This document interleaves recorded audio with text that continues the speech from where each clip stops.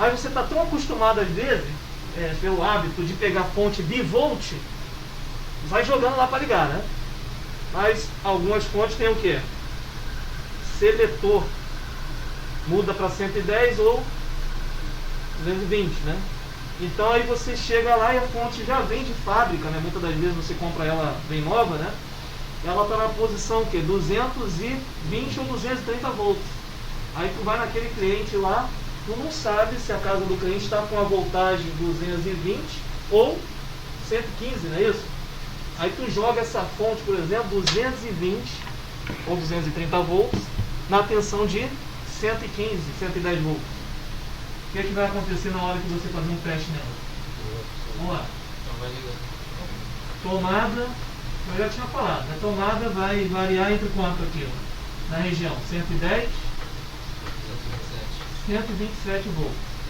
Seletor aqui está no 230, por exemplo, 220.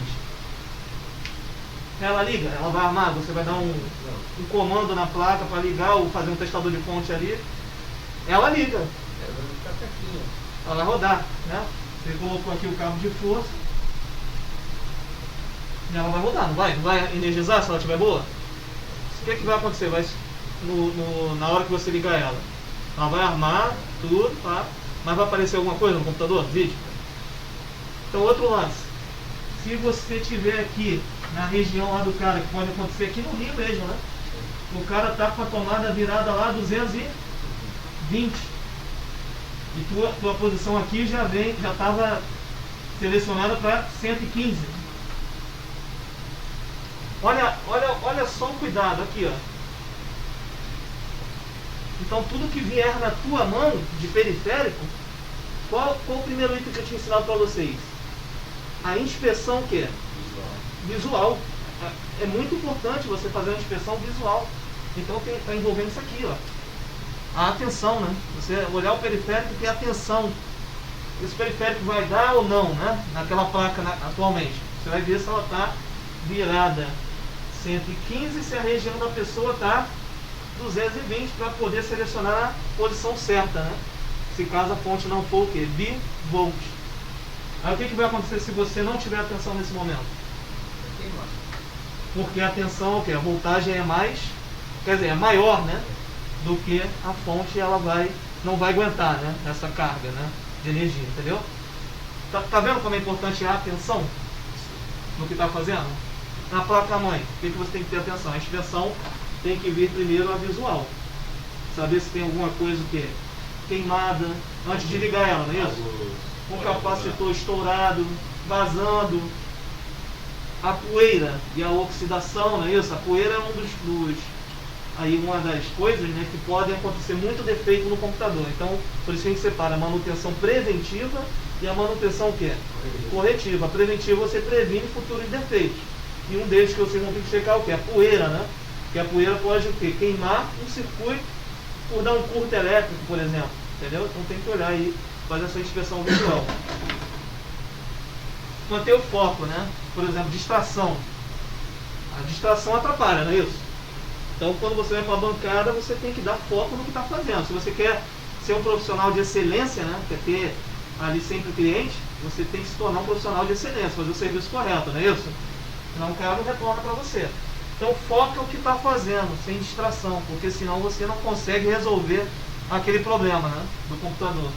Então, você tem que ter o quê? Ó, disciplina. E com isso também, ó, isso aqui é muito importante, ter organização na sua bancada, né?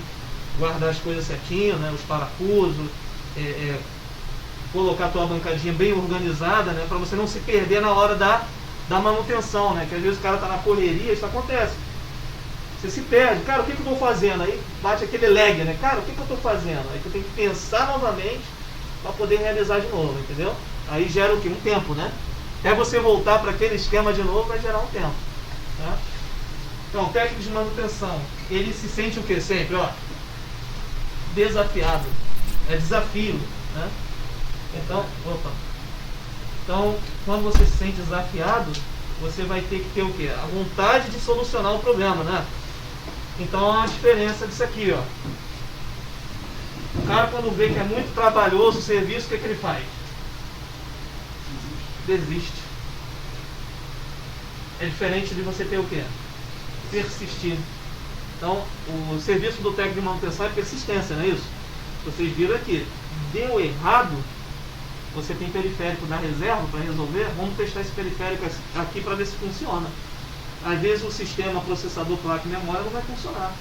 Você está dando comando lá para desligar a placa, não vai funcionar por quê? Não deu BIOS, não é isso? Então tu vai o quê? Desligar, pensar de novo, vamos raciocinar. Então aqui tem o quê? Então é importante você pensar, né? Ter o raciocínio. Aonde está esse problema? Onde é a origem do problema? Por exemplo, parou tudo, não ligou vídeo. Pode ser energia?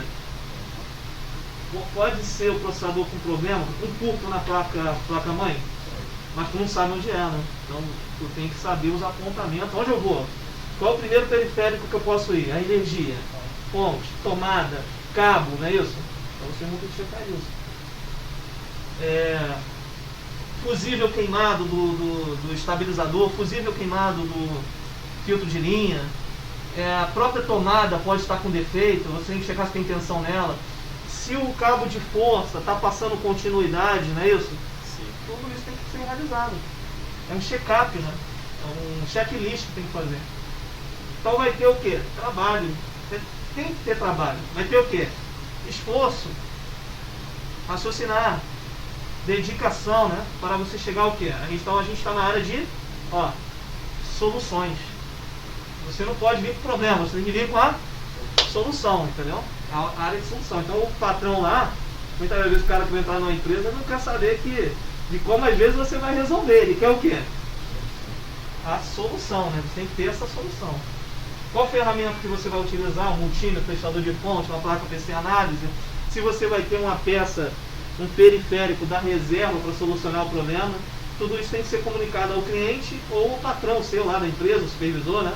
Tem que ser comunicado, tá? Se você vai trocar um processador, tem que fazer um novo orçamento, saber como é que fala? A gente tem aquela parte de compatibilidade, né? Você tem que checar no site do fabricante se está tudo ok, né? E comunicar a pessoa sobre isso. Então você está sendo verdadeiro, está sendo honesto, né, com a pessoa, né?